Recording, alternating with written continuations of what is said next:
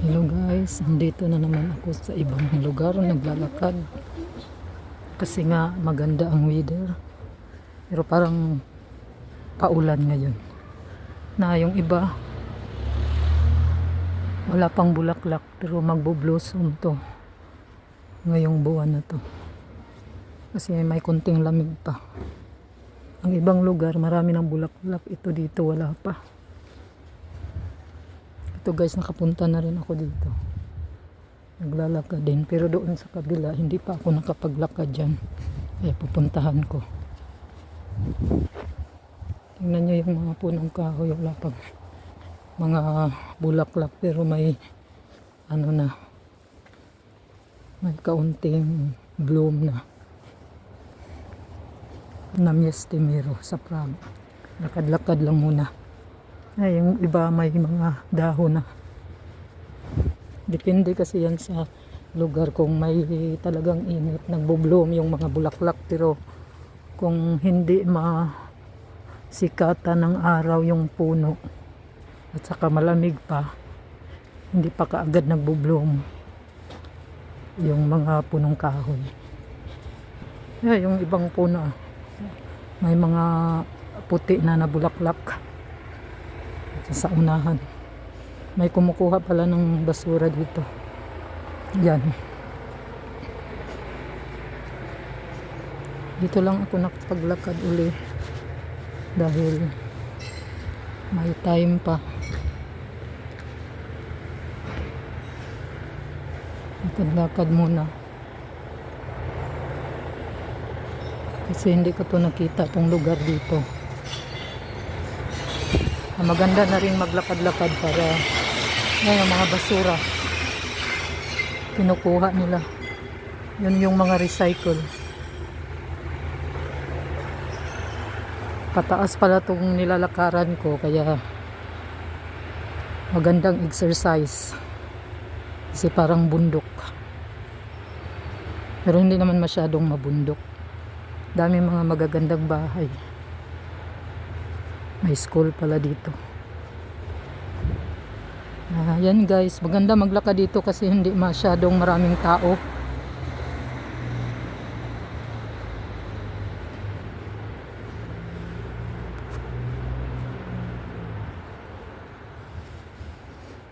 Pag umaga kasi ang iba nag-prepare na papuntang work, pero yung iba natutulog pa siguro, iwan, or nasa school na pala kasi Tuesday ngayon. Maganda ng mga bulaklak na nasa bintana guys. Yan, maganda. Ano kaya to? Gisoshi, Denmark.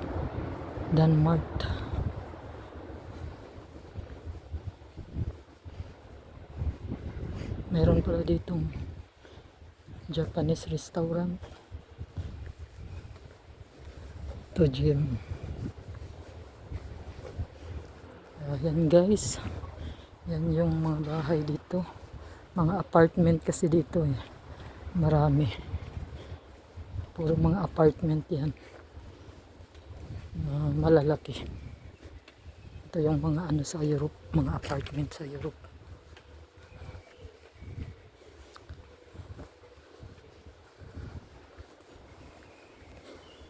Para kasing nakakawala ng stress pag naglakad ka, kaysa doon ka sa bahay nakaupo. Kung sa bahay ka, hindi ka makapag-exercise, lagi ka lang nakaupo o di nakahiga, kaya hindi din maganda sa katawan. Kaya maganda din mag-exercise, patingin-tingin sa mga bahay dito. May mga magagandang bulaklak sa may bintana.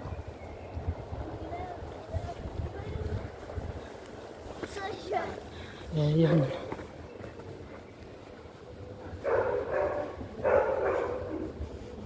Babalik na naman uli ako doon sa kabila. Dito wala pang mga bulaklak, pero makikita mong mamumulaklak na to ngayong buwan na to. Yan.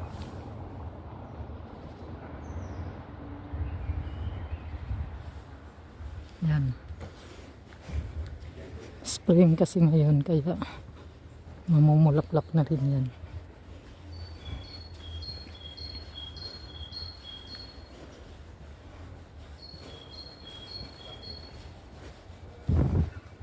Maraming mga coffee shop dito sa lugar nila kasi ang mga ganitong lahi kung gusto nilang makipag-usap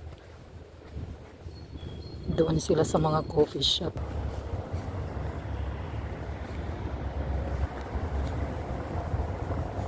Dito lang sila sa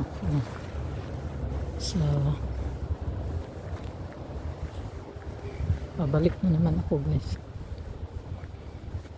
Tinitingnan ko lang yung lugar na pinuntahan ko noon kasi nagagandahan ako. Pag spring na guys, ganyan yun. May mga bulaklak na nakikita mo sa daan. Ito school to yung pinuntahan ko noon. Lagi akong naglalakad pag noon pag wala akong trabaho. Naglalakad-lakad ako mag-isa para hindi ako ma-stress sa bahay na laging nakaupo. Magandang mag-exercise. Susulitin ko talagang maglakad-lakad kahit mag-isa ako. Na-enjoy naman. Nasanay na siguro ako, hindi kagaya doon sa Pilipinas pa ako na ayaw kong maglakad. Kasi may time naman na sobrang init. Pero dito kasi may lamig. Ngayon okay ang weather kasi spring na. Kaya pag ganito ang weather, pag winter kasi hindi ka masyadong makapaglakad sa labas kasi sa snow. Kailangan mong magbantay sa inaapakan mo, baka ma-slide ka pa. Ito guys, mga bahay, apartment to dito. Wala pa palang masyadong bloom dito ng flowers. Yung mga puno, wala pang mga bulaklak.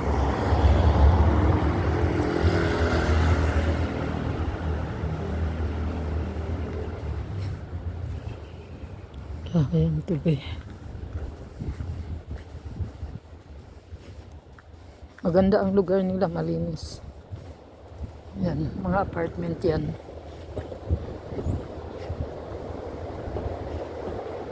Napakalinis ng lugar nila.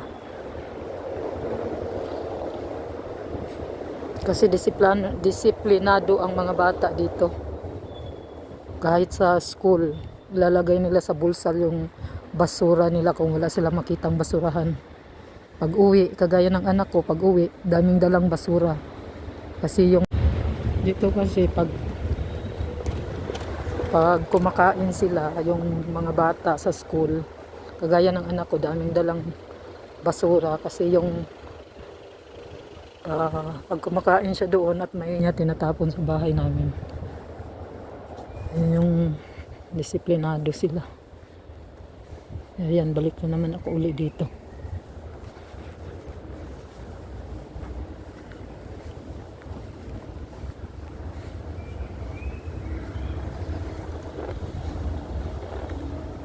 Lakad-lakad lang. Kaya maganda na rin pag naturuan yung mga bata na hindi tayo magtapon ng basura kahit saan. Para malinis yung paligid, walang sakit.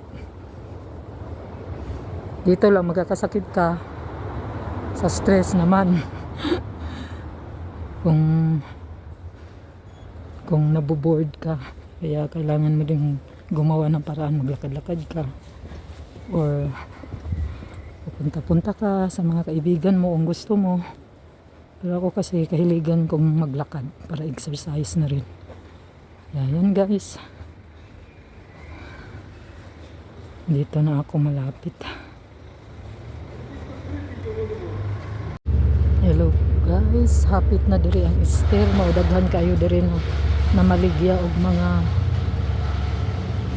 itlog nga naay mga design. Nindot kaayo. Na ilang mga baligya basta hapit na stair. mga basket ug mga itlog nga na-design. Ano kani para ni ikuan nila ibunal sa babae para mahimong fertile kani siya.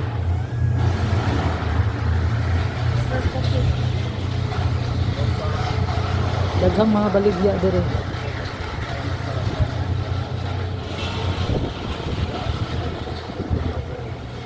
Basta na ay Easter.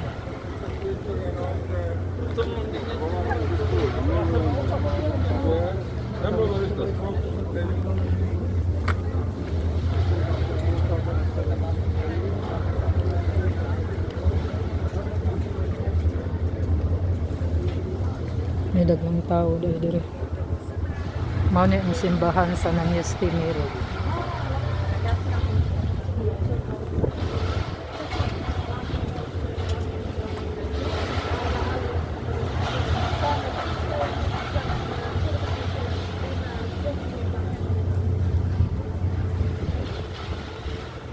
Ni guys, nanindat ang nila simbahan dire.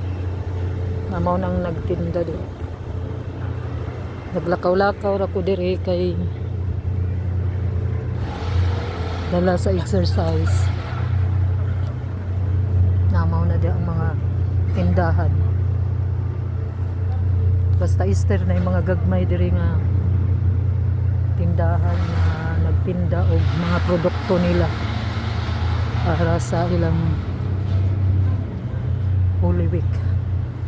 Na daghan nagbuwak ang Magnolia. Mana ko diha. Nya na lang. Mao ni. Napoy daghang mga buwak kay spring naman.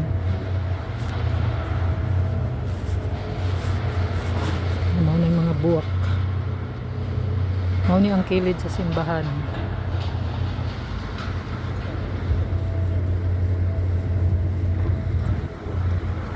Naday nag-ayo sa daan di ay.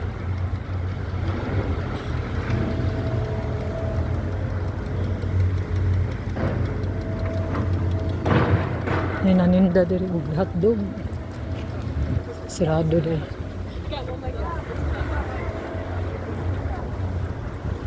Mama na ang simbahan. May daghang tao kay diha ko gikan sa kuan. Sa mga tindahan nga gagmay. Doon padong nako sa metro.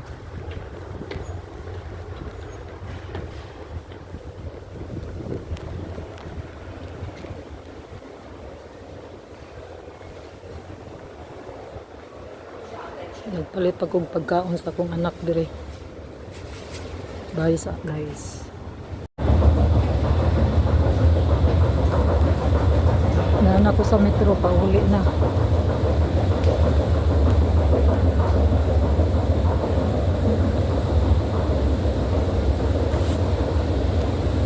Mga tao dire puro nagdali.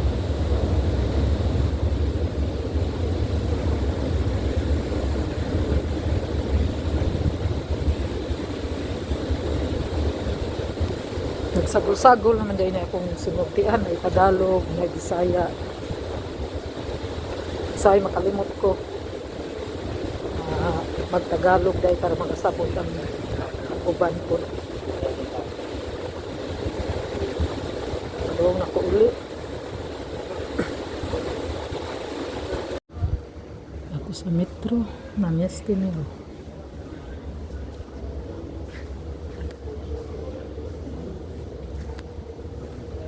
Nanay train dito sa Pikas pero dire wala pa.